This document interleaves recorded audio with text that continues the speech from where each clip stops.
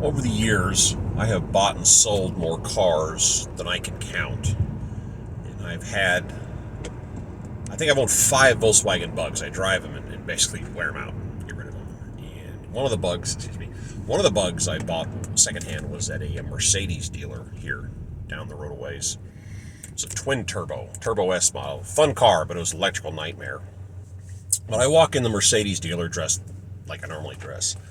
And the salesman kind of came after me aggressively. Hey, is the guy we want to talk to. And we worked out a deal real fast. And I'm sitting around talking to the guy. And I said, do you have to deal with people coming in here that just have no business coming into a Mercedes dealer? And he laughed. And he said, you'd be surprised how many dudes walk in here with no money, no job, no credit, living in their mom's basement. And they put on a shirt and a tie they don't know how to tie. And the shirt doesn't fit.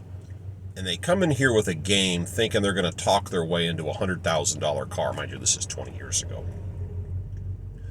And he goes, they always seem to have this vague business plan that involves the car. That's the last piece of the puzzle. And he says, and you can see them coming across the parking lot. He says, go take a look. Just walk around and look at these guys. And sure enough, I walked around and here's all these younger guys trying to dress up and not doing a very good job, and the salesman sitting there listening to him like this because he ain't believing a word of it. He says it's real common. And then there was this other guy in there, and he was in his 30s, his wife and kids, and he was wearing like a pressed white t-shirt and pressed jeans, and the salesman was just pampered all over this guy. And he says, so he's the real deal. I went, wow. So I find myself playing around on YouTube, and there's whole videos of people trying to buy cars they can't afford and cars they don't need with credit they don't have, and it just, their current car's in a repo, so they're trying to go buy another one, which is not how you buy a car on credit. And there's one guy out there that actually buys and sells exotic cars, and he has he's on the computer talking to the guy, and he just sets his camera off to the side and films the conversation. And this one clown calls in. He has a 2019 Hellcat with a $75,000 balance on it. It's been in 4 accidents.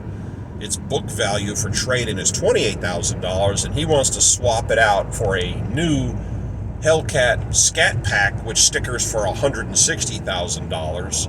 He has a 440 credit score, and he works for Uber Eats. Yeah, that didn't work out.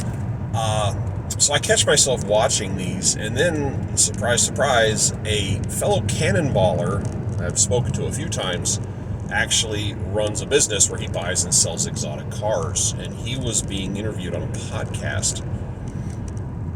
And somebody asked him, he says, you see somebody in a Ferrari or a Lamborghini and you just assume they're doing well. And he said, you'd be surprised. And he goes, because he's been in the business for probably 25, 30 years.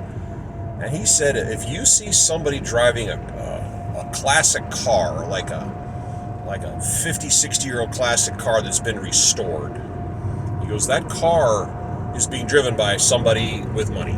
He goes, that's the deal. And he goes, if it's a supercar, Ferrari, Lambo, Lotus, whatever, 5 years old or less, he goes, 75% of the time, the guy's either broke or he's just like you and me. He just, instead of spending the money on a house, they spend it on a car so they could cockstrut around and say, ooh, look at me, I'm a big-time operator. It's, a depreciating value. And I kind of applied that to one of the jobs I had here in Houston, where I drove around into old neighborhoods. I was working for a porta potty company, and I was actually a sales guy for them. In older neighborhoods, they either remodel homes or they tear them down and start over again. And I was driving through neighborhoods that were full of houses that were uninhabitable, and there were BMWs and Mercedes and whatnot parked out front. So my thought is, instead of trying to keep up with the Joneses, because the Joneses can't even keep up with themselves, why don't we bring it down a notch and just drive what gets you to work and quit worrying about the fashion statement? Because we are surrounded by people trying to put on a facade for the benefit of somebody. I don't know who cares. And the first time that came to my attention was in the early 90s. There was a commercial on TV for, I think it was Lexus Infinity, one of those. They're kind of a newer car. And it's a picture of this car sitting at a traffic light. And everything around it's a little out of focus. And the camera was slowly panning around the car. And this voice says, "You're at a traffic light. The most it will last is 30 seconds. This is the only time these people will ever see you.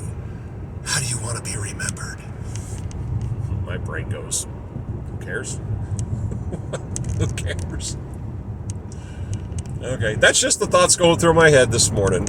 All right, have a great day.